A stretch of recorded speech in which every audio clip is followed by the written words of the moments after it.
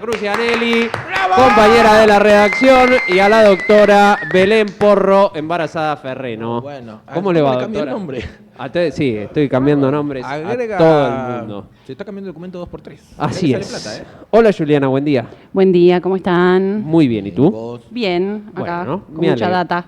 Muy bien, me parece muy bien. Doctora, buen día, ¿cómo le va? Buen día, ¿cómo están? Muy bien, acá aprendiendo de muchas cosas en el día de hoy. Hoy, como decíamos al inicio del programa, son 10 años de Ni Una Menos.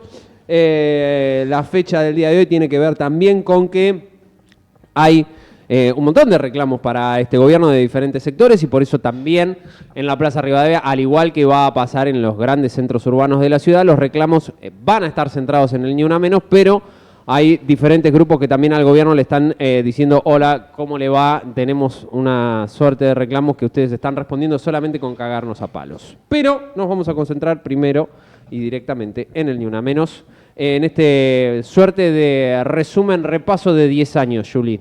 Sí, porque se cumplieron ayer los 10 años del Ni Una Menos, el 3 de junio. Este año con la particularidad de que se va a realizar a nivel nacional, también aquí en lo local, hoy, esta tarde, a las 5 de la tarde, porque tiene que ver con aunar varias consignas, varias luchas, tiene que ver con los miércoles de jubilados y jubiladas, que ya vamos a ver cómo se relaciona con el Ni Una Menos, tiene que ver también con el reclamo en discapacidad que la semana pasada también se estuvo expresando en las calles de nuestra ciudad, con acompañantes terapéuticos, con familias, con chicos y chicas con discapacidad, y también tiene que ver con el reclamo de trabajadores y trabajadoras del CONICET, ¿no? Que también la semana pasada estuvieron expresándose en relación a los recortes, en relación a un montón de cosas. Pero traje como una especie de genealogía, como una especie de historia del Ni Una Menos. Ya lo deben haber visto porque anduvo circulando en redes sociales durante estos días, que tiene que ver con allá por el año 2015, el 3 de junio de 2015, Belén, capaz vos te acordás también.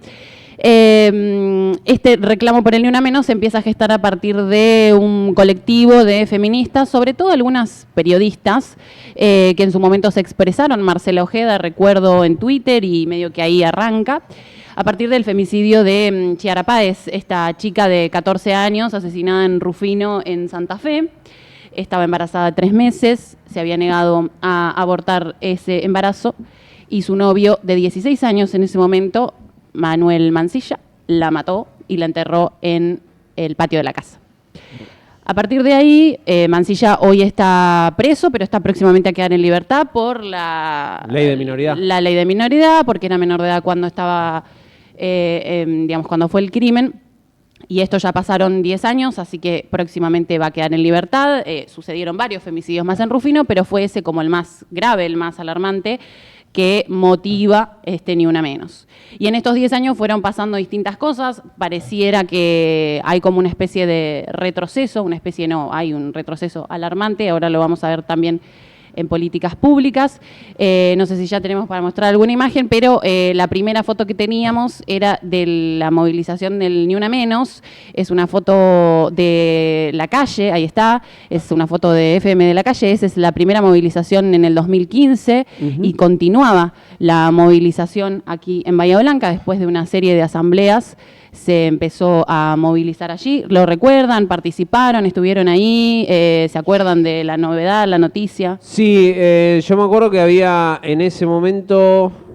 Bueno, en esas son las cosas que yo por ahí digo que algún mínimo cambio ha existido. Había discusión en la redacción de los medios de si las compañeras podían aparecer al aire o no con los pañuelos verdes, si tenían que ir a cubrir compañeros o si había compañeras que tenían que ir a cubrir.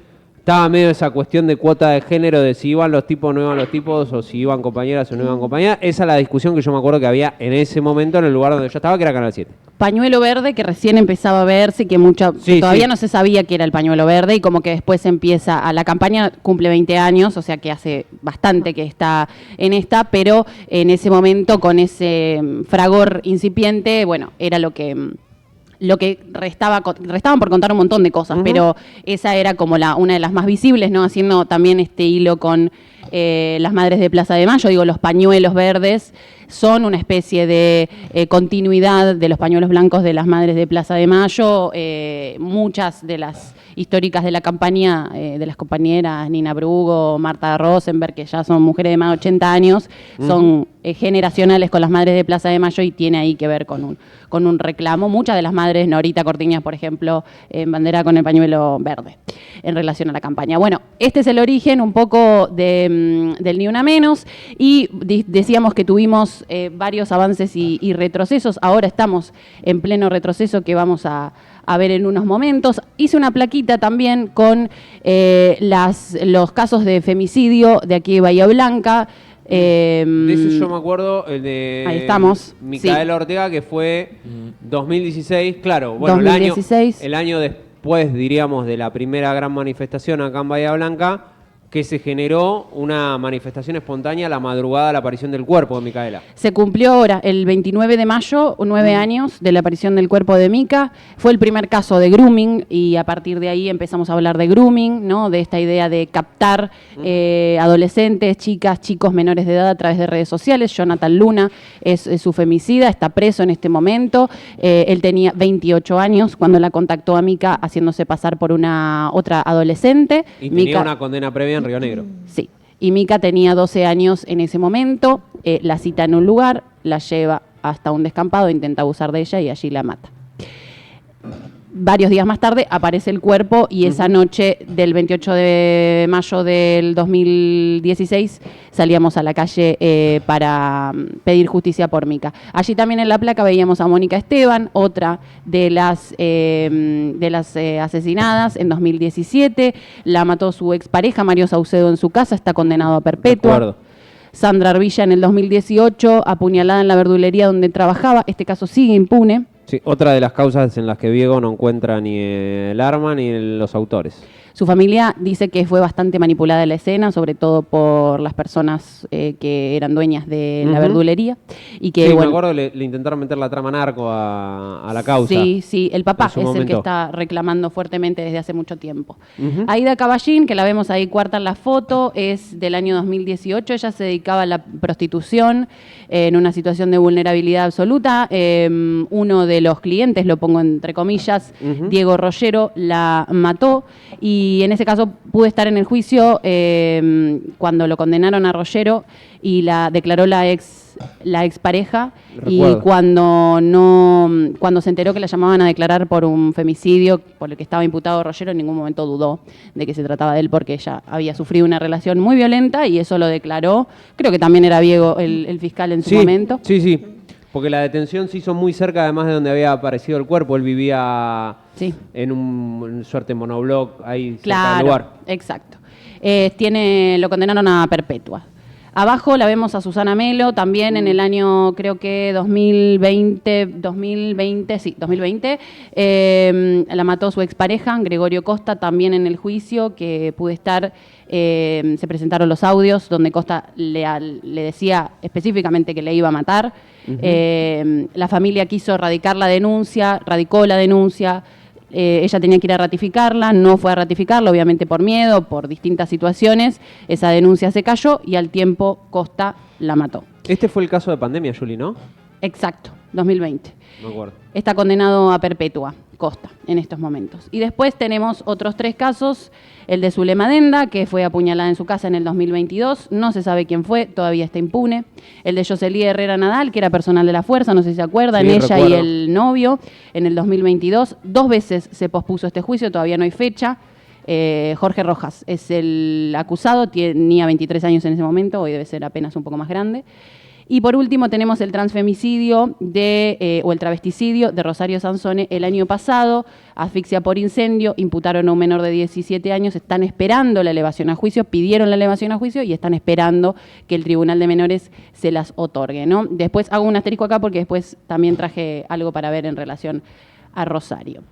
Tenemos en el 2024, 247 víctimas de violencia de género en Argentina, lo que da una muerte cada 39 horas, ¿sí? Es un poco menos que en el año 2023, que fueron 250 femicidios, pero se empieza a partir del 2019 a romper la brecha y empiezan a aumentar los femicidios. 2017 arranca y en 2019, él pega el pico y sigue en aumento.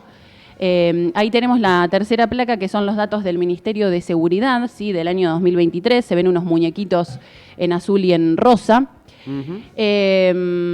Exactamente esa placa, que es interesante porque acá hace la comparativa. El Ministerio de Seguridad, ¿sí? Del 2023 es Patricia Bullrich. Digamos, no soy yo como feminista que lo traigo, sino que es el Ministerio de Seguridad, que habla de esta cifra que es interesante. Hoy a la mañana también algo se decía en Wake Up, Chuni hacía la nota con la referente de Mumalá en relación a la comparativa de varones y mujeres y los asesinatos. El lugar más peligroso para una mujer sigue siendo su casa, ¿sí? Sigue siendo el ámbito privado. En el 86% de los casos los femicidios sucedieron dentro de la casa y la víctima tenía algún vínculo con el femicida. En el 54% eran parejas o exparejas, 16% familiares y en el otro 16% tenían algún tipo de relación como amigos o vecinos. Solamente un 9% sí, ese cuadradito rosa que se ve ahí sin relación. Esa es la estadística de hombres que no tenían relación con las mujeres a las que mataron.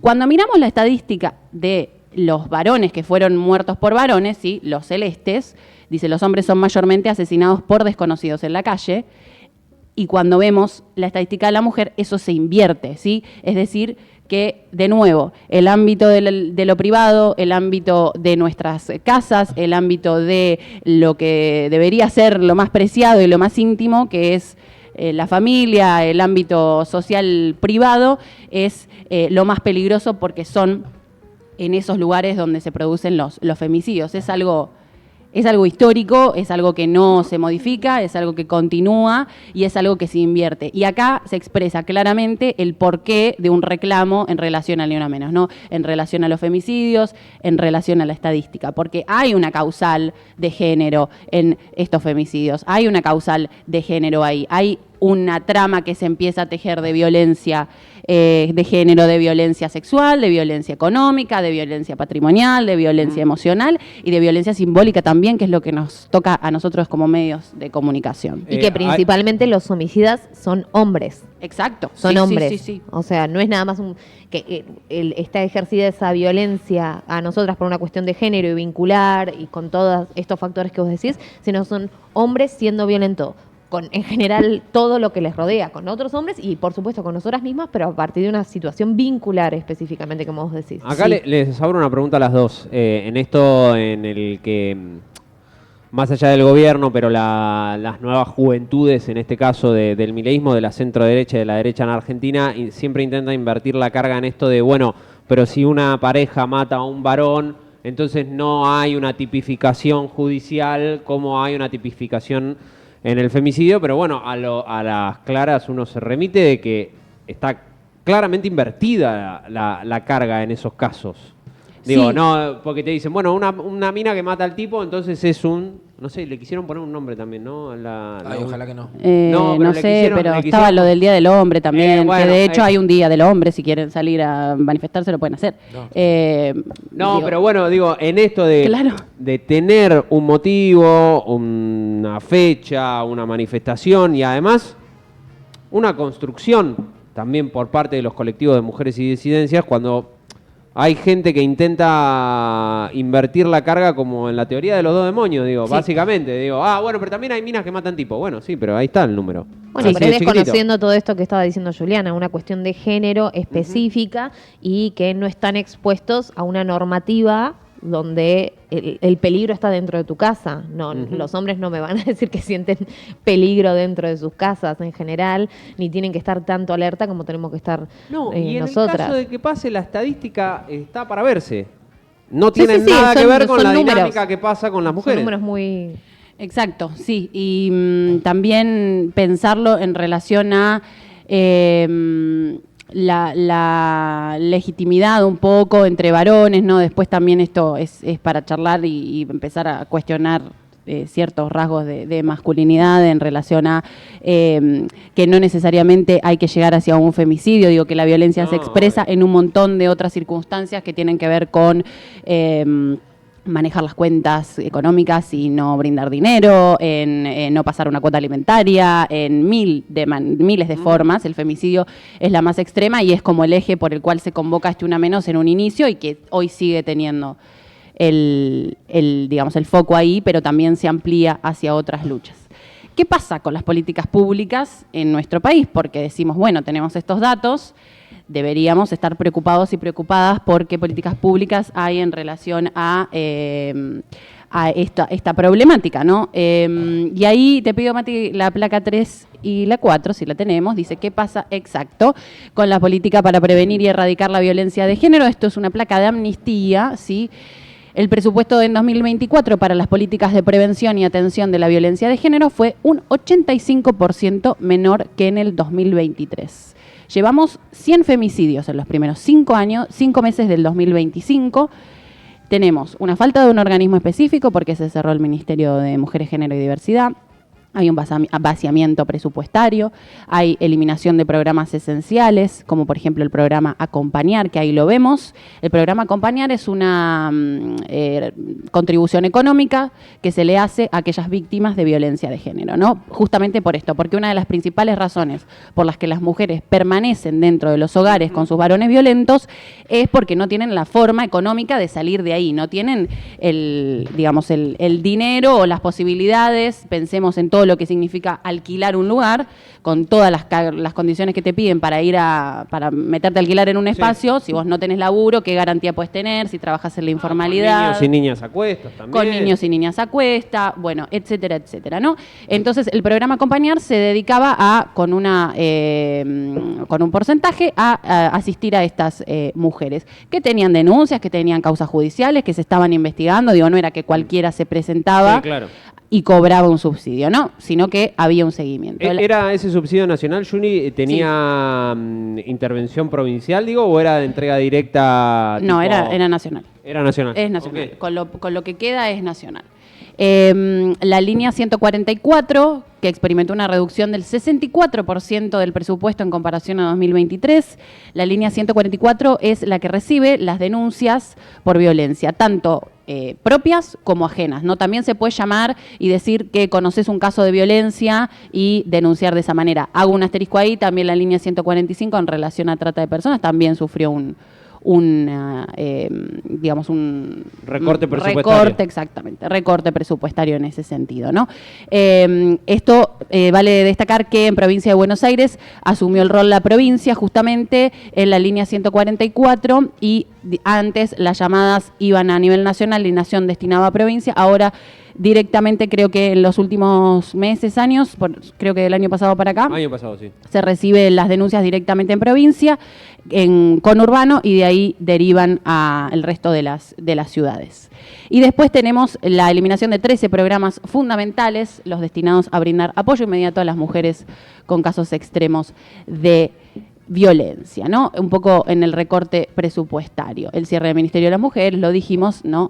Implica el vaciamiento de distintos programas diseñados para reducir la violencia. ¿Esa discusión se ganó, Juli? ¿Qué ¿Vos discusión? crees? Digo, la discusión de politizar en una cuestión partidaria al Ministerio de las Mujeres por la mala gestión de Alberto Fernández, y que eso sea como el puntapié inicial para decir, bueno, esto solamente era un nicho o un lugar para poner gente y no poder hacer un desagregado como estás haciendo vos de qué significaba esa entidad ministerial. Tiene que ver un poco con la discusión de siempre entre militancia e institucionalidad, un poco, ¿no? Que ahí vamos y venimos durante todos estos años. No tiene que ver solamente con el Ministerio de Mujeres, Género y Diversidad, que en términos de presupuesto era muy magro, digamos, lo que se destinaba. Me parece que es una cuestión más que se traslada a un montón de órbitas a nivel gubernamental, que no quita que, digo, una cosa no quita la otra. Digo, esto también es importante, aunque podamos cuestionar un montón de cosas, esto iba a la asistencia de las víctimas.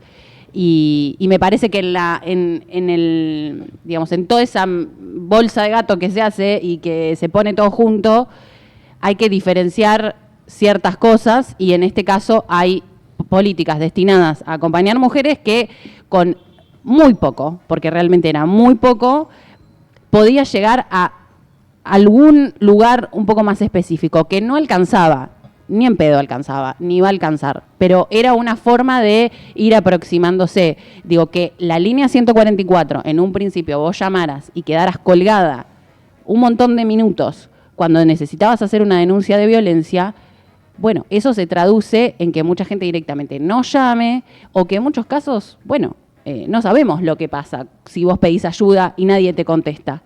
Sí, se invisibiliza un problema, entonces directamente es su manera de hacer que ya no hay un problema, es invisibilizarlo para no tener que darle respuesta. Sí, sí, exactamente. Y bueno, los recortes presupuestarios, para todo esto se necesita plata, digo, se necesita financiamiento, además de una intención política, además de una formación, además de buenos gestos y saludos que no existen en este gobierno, pero además de eso se necesita dinero, y dinero que sirva, refugios que estén preparados para recibir a las mujeres en situaciones de violencia, personas que estén en esos refugios que puedan asistirlas, que ganen bien, que se les pague un sueldo como corresponde, que estén registrados, que tengan vacaciones. Digo, para que todo eso funcione hay que poner un sistema a trabajar, y no es con 2 pesos parcho acá, con 2 pesos parcho allá y así voy. Bueno, pero si ni siquiera está eso, ¿cómo podemos seguir profundizando en relación a lo demás, ¿no? Es un poco el planteo. ¿Hasta acá? No, hasta acá, muy bien. Pensá que nosotros estamos 3 horas hablando pelotudeces, Juli, ya con esto hemos cumplido nuestra cuota de programa serio, pero no, bueno, acá la gente en el chat se expresa, Rezagada les manda saludos a las dos, y que bueno verles la cara y conocer la cara a Juli, que la hemos nombrado en la redacción. Bellísima, dice Fernando Santos, está la doctora, que pasa gigante. Fernando Santos dice, esta semana el streaming libertario, diciendo que la falta de natalidad es culpa de que las mujeres no quieren estar en sus casas y que hay que obligarlas a seguir los viejos valores. Sí. Yo no puedo creer. Igual con una persona así es imposible.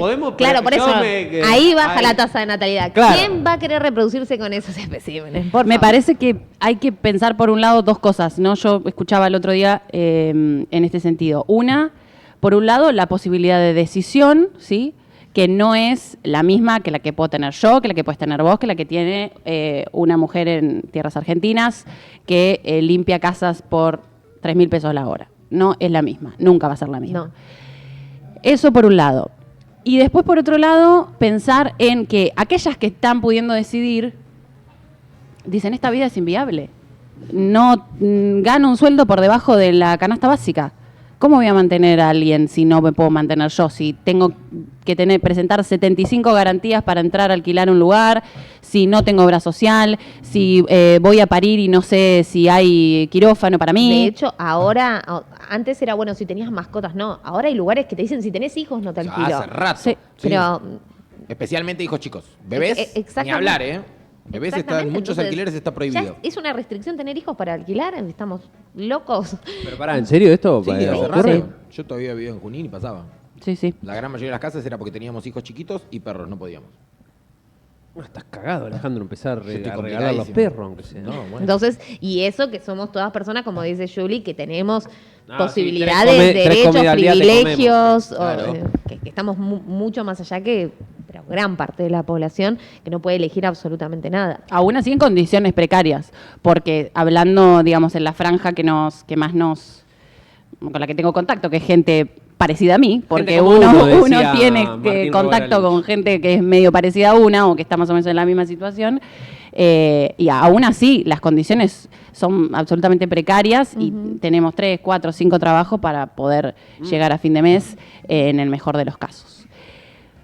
Políticas públicas, decíamos, aborto. Tenemos algunas placas. Ahí se metieron con el tema. Ahí se metieron. Placas, a ver. Exacto, desmantelamiento de políticas públicas. Se financió el plan ENIA, que era la prevención del embarazo no intencional en la adolescencia, que había reducido la fecundidad en adolescentes un 49%.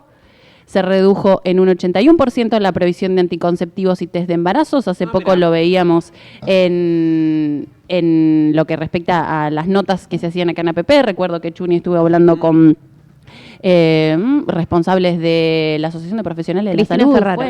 Cristina Claro, Ferro. pero Bel también nos había dicho en alguna Peporro que no había ya en las salitas médicas o que había cada vez menos. Lo que son especialmente pastillas anticonceptivas e inyectables, la verdad es que está siendo muy intermitente porque es lo que va quedando, porque justamente Nación no está enviando, tampoco tenemos test de embarazos y lo que estamos tratando de apostar es a lo que son los anticonceptivos de larga duración, que son implantes subdérmicos o DIU, que es el de cobre, el dispositivo intrauterino de cobre, o SIU, que es un dispositivo intrauterino pero con hormona. Después está habiendo un grave problema también para acceder a lo que son las ligaduras tubarias.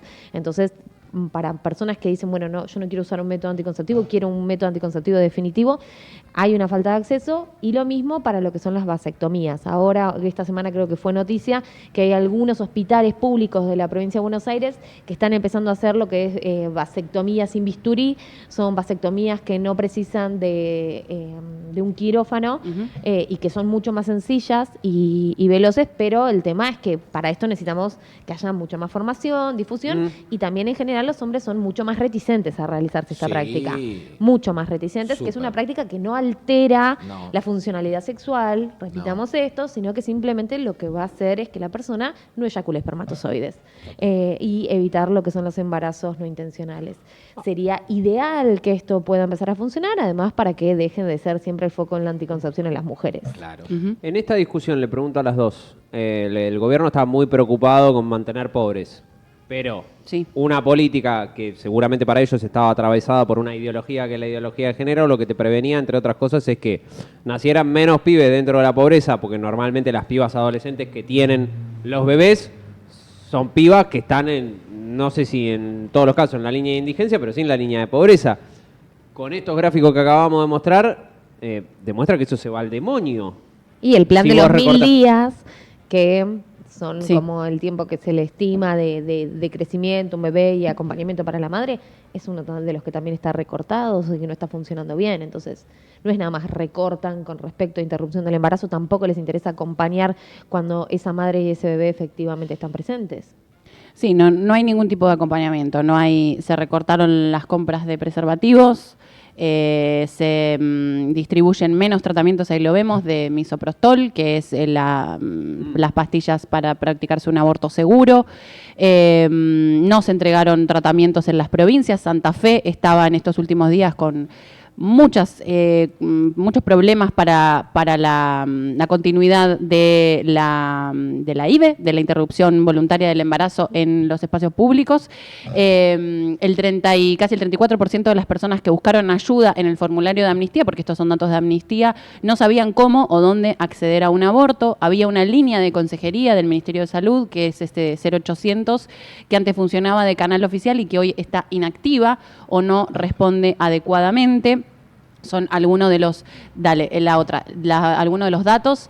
El 18,3% de las personas que se comunicaron con Amnistía manifestaron obstáculos en la asignación de turnos o en la entrega de medicación, y el 62% de las consultantes que participaron de la encuesta no accedieron dentro de un plazo legal estipulado en la normativa, un plazo de las 14 semanas, ¿sí? Que es lo que hoy tenemos previsto por ley, que obviamente cuanto más rápido, vos Belén lo sabrás explicar mejor que yo, cuanto más rápido existe el diagnóstico, cuanto más rápido sabemos que existe un embarazo, más rápido se puede atender en caso de una interrupción voluntaria del embarazo, y menos riesgoso es. Bien, tal cual. Nosotros hoy en día en Argentina tenemos lo que es la interrupción voluntaria del embarazo, con las siglas de IVE, que se practica hasta la semana número 14, donde la mujer o la persona solicitante simplemente dice que no quiere continuar con el embarazo y no tiene que haber ningún causal específico, y también esos tiempos que especifica tiene que ver que desde la primer consulta se solicita que en los próximos 10 días aproximadamente esté resuelto. Salvo que la persona consulte con muy rápido, se haya dado cuenta muy velozmente que está embarazada, entonces las primeras ecografías tal vez no se ve si efectivamente hay un embrión o no hay un embrión. En general se tiene que resolver en 10 días. Es tener el diagnóstico de embarazo, una ecografía, y se indica el tratamiento, que puede ser el misoprostol o el Convipac que figuraba, que era con mifepristona. En general, lo que pasa es que hay dilaciones burocráticas por esto mismo que dicen, no saben a dónde acudir, muchas mujeres van en el primer trimestre a un hospital y esto en general no se realiza desde hospitales, sino desde unidades sanitarias o consultorios de atención primaria, y sino después quedan marcados lo que es la interrupción legal del embarazo y que ahí sí tiene que haber causales específicos, motivos específicos de por qué lo realizamos y que en general es una práctica que ya se realiza hospitalariamente. Pero por supuesto esto genera malestar, incomodidad, la persona quiere resolver esto lo antes posible y ya queda antiguo decir, bueno, pero no, ¿para qué quedó embarazada? Estamos diciendo que no hay anticonceptivos, estamos diciendo que no hay preservativos, estamos diciendo que se desfinancian los programas. Y tampoco hay ninguna campaña para niños y adolescentes que entiendan un poco qué pasa con su cuerpo, cómo pasa y de qué manera pueden prevenir ciertas cosas. Ni siquiera te digo el embarazo, enfermedades también. O sea, hoy no hay ninguna campaña nacional. No, ni embarazo, ni enfermedades, ni situaciones de abuso o violación, ni un montonazo de cosas para las que sirve la educación sexual integral y que también creen que se trata de ideología de género politizada partidariamente y que la verdad que es una herramienta importantísima para la salud de todos y todas. Exacto, sí. Adhiero a todo lo dicho. Suscribo. Bueno, tenemos 7 minutos y Juli todavía tiene un montón de cosas. Bueno. 6. Tenemos trabajos de cuidado, feminización de la pobreza y lo vamos a hilar muy brevemente con las jubilaciones, que es un reclamo importantísimo. Exacto, ahí está. ¿Qué pasó? En marzo, el gobierno de Javier Milei dejó sin efecto el plan de deuda previsional, conocido popularmente como la moratoria previsional, para mujeres que no llegaban a cumplir con la cantidad de años de aportes, ¿sí? Que son 30 años de aportes. Y tenían 60 años, no se podían jubilar porque no les daban la cantidad de años, entraban en esta moratoria que era que vos ibas pagando a medida que iba transcurriendo los años, lo que te quedaba por aportar. Se va Belén. Adiós. Chicos, me tengo que retirar. Adiós, doctora, nos vemos, suerte. Excelente todo el informe que estás presentando, Juli, me encanta. ¿Nos vemos esta tarde? Nos vemos. Sí, un papamóvil te van a tener que conseguir a vos para un ratito. No le digas así. Un ratito. Brother. Pasa por la esquina, saluda así protocolarmente y puede seguir tranquilamente. Y sigue. En esto, Juli, también se metieron en una discusión de, bueno, pero si no laburaron nunca. Y bueno, la discusión que estamos teniendo es, sí. Agárrate. ¿Cómo no lo Porque acá lo tengo. Bien. Hay una cuestión en relación a las... No, porque hace 10 años que venimos hablando de esto. Claro. Entonces, hay mucho. 10 años yo y las más antiguas ni te cuento. Pero pará, es una boludez. La viste a tu mamá en tu casa, digo, si sos varón. Sí. ¿La viste a tu mamá trabajar todos los días? ¿La viste cocinando? ¿Quién te hizo la sopa? ¿Quién te limpió el culo? ¿Quién te llevó al jardín? ¿Quién te hacía las tareas en la escuela? ¿Quién te tomaba la fiebre la noche cuando estabas con 37 y en un grito de dolor? ¿Quién faltaba al laburo? ¿Quién faltaba al laburo? O no tenía y había tenido que dejar su laburo para quedarse en su casa cuidándote a vos. O la echaron porque se embarazó y la rajaron. También. Trabajos de cuidado, ¿sí? Que esto es a lo que nos referimos cuando hablamos de jubilaciones. Trabajos de cuidado representan el 16,8% del PBI, ¿sí? Si estuvieran remunerados serían la actividad que más aporta al PBI. Claro. No están remunerados, no aportan al PBI, nadie le importa, ya está, Total. que no se jubilen. Pero en este caso, con esta moratoria, 9 de cada 10 mujeres no se podrán jubilar porque no se puede acceder a este plan de pago, ¿no? La jubilación hoy está en 304.723,93 pesos la mínima, ¿sí? 304.000, con un bono no remunerativo. Y recordemos que están sin medicamentos gratuitos, se aumentan las tarifas, etcétera, etcétera, etcétera. Esa discusión, digo, de este gobierno y de otro, de los que vienen para atrás y los que vienen para adelante, es una problemática que a la larga y a la corta la terminás teniendo en la calle. O sea, o en el hospital por la falta de medicamentos. Te sale más caro no atenderlo que atenderlo y darle una salida, un camino. Totalmente. No sé cómo explicarlo. No, y te sale más fácil que coma todos los días a que esté con un suero en el hospital porque lo encontró un familiar tirado porque no podía, hacía 2 días que no comía. Sí, exactamente. Así que el reclamo de jubilaciones va a estar hoy en la plaza. Hoy es miércoles de jubiladas. Va a estar este reclamo de jubilaciones. Hay 1000 cosas para decir. Pero cerrando, 2 cuestiones. Hay un video, el anterior. ¿No lo tenés? Venías bastante bien igual. Casi. No, Venías venía bastante bien, Moreto, Una cosa más que quiero dejar antes de ver ese último video de Lucrecia Martel, y ya cierro para entregar en horario. Hay un reclamo que es el de las trabas, las travestis. Ok. Tenemos en Bahía Blanca un travesticidio que sucedió el año pasado. En 2024 es Rosario Sansone, de quien nos estamos refiriendo. Si no lo tenemos, no hay problema, lo cuento. Sigo para adelante, perfecto. Bueno, la quería escuchar a Rosario, había traído algo de Rosario, pero les cuento. Rosario Sansone apareció el año pasado, en octubre. Exacto, ahora la escuchamos. Perfecto. Asesinada en su casa en un incendio. No mataron a una travesti cualquiera, mataron a la travesti. Ella era una histórica militante por el movimiento de las trabas en Salta y aquí en Bahía Blanca, porque ella era salteña. Y me interesa que la escuchemos un minutito en el Parlamento por las Diversidades, la referencia que hacía en relación a la vida de las trabas y lo importante que es atender este reclamo. Sin derecho a nada, sin derecho a la libertad, sin derecho a la identidad, ¿qué podíamos esperar? Si la policía era la que nos violaba, y luego de violarnos la guardia completa, chicas, deben recordarlo muchas de ustedes, nos entregaban a los presos para que sigan con las violaciones.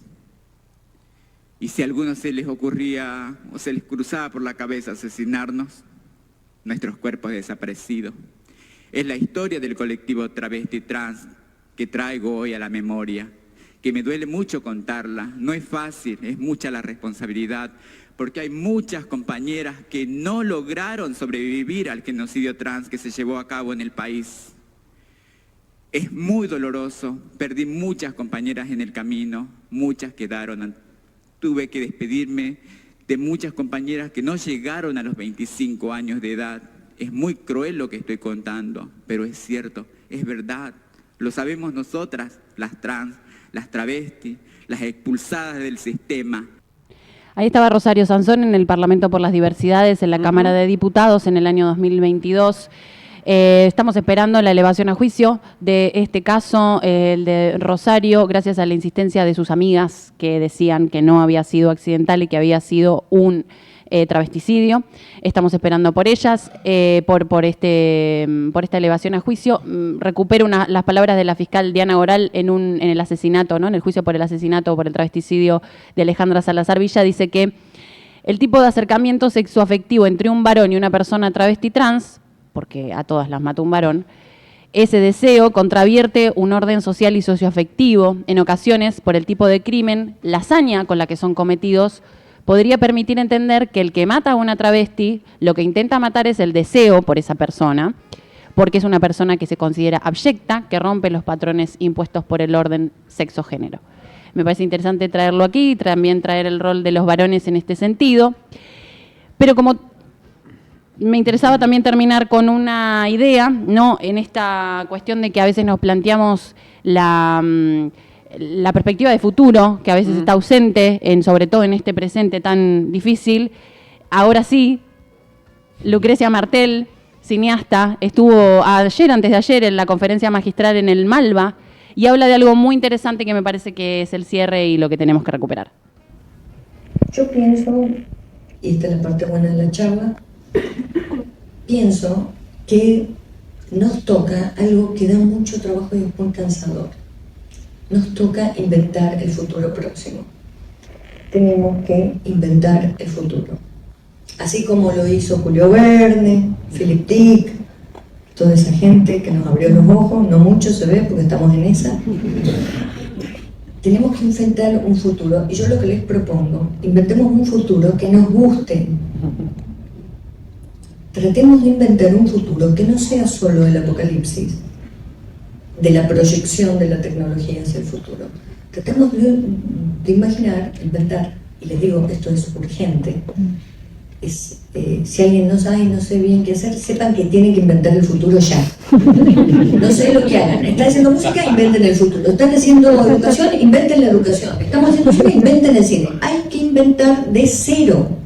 hay que inventar de cero, hay que inventar este futuro y me parece que dentro del feminismo, dentro de estos reclamos, hay un futuro posible, hay un futuro que nos gusta, hay un futuro más amigable, hay un futuro justo, que es lo más importante, y es tarea de todos los días construirlo y me parece que acá está la importancia de pensarnos hacia futuro, un futuro que parece difícil, un futuro que parece abyecto, que parece raro, que parece distópico, pero que nos toca volver a reinventar y creo sin dudas que es desde el feminismo, que es desde estos movimientos y que es en la calle. Así que hoy a las 17, si tenemos el flyer por ahí, en la Plaza Rivadavia, a 10 años de Ni Una Menos, nos volvemos a convocar otra vez para pedir justicia por todo esto que acabamos de decir y por tantas otras cosas más, y sobre todo para construir un futuro que nos guste y que sea digno de ser vivido. Aplauso para nuestra compañera Juliana Crucinelli. Señor Matías Moreto, ya viene el tren de Homero. Pedimos disculpas por la demora de 3 minutos, pero era necesario en el día de hoy. Yo ya dejé clavada la encuesta.